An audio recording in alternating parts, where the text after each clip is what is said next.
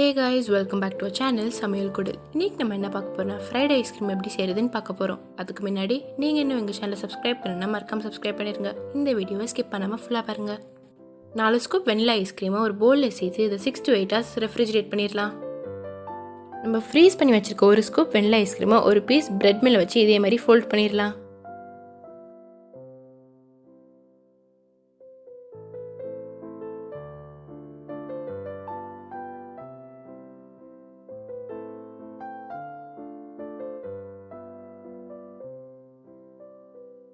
இப்போ இந்த bread piece ice cream மேலே இதே மாதிரி கவர் பண்ணிடலாம்.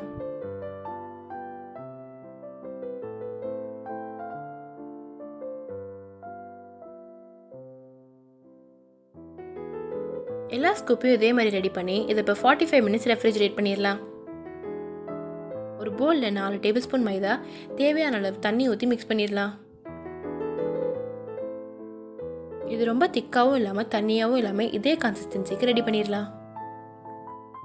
நம்ம 45 minutes ரெஃப்ரிஜரேட் பண்ணியிருக்க ஐஸ்கிரீம் ஸ்கூப்பை மைதாவில் டிப் பண்ணி க்ரஷ்ட் கார்ன்ஃப்ளேக்ஸில் கோட் பண்ணிடலாம்.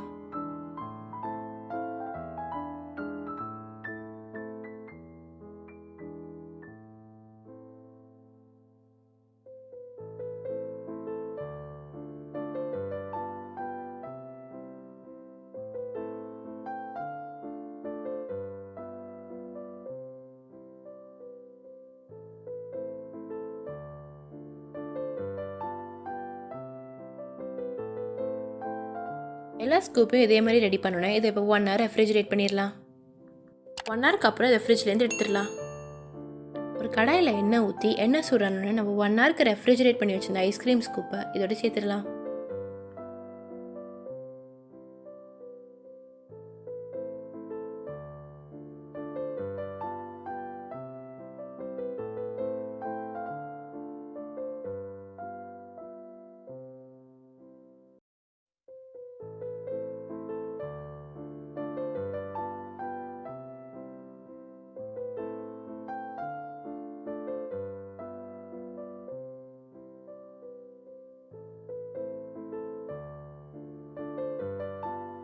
இது மைல்டாக ஃப்ரை ஆகி இந்த கலருக்கு வந்தோடனே இது போய் எடுத்துடலாம்.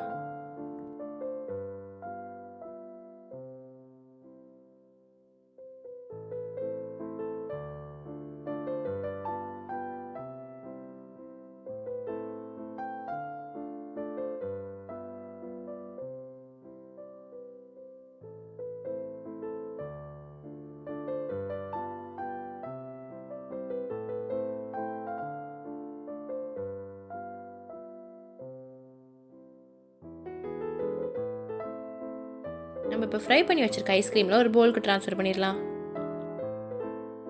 இது மேலே chocolate syrup, nuts, duty Frooti சேர்த்துடலாம்.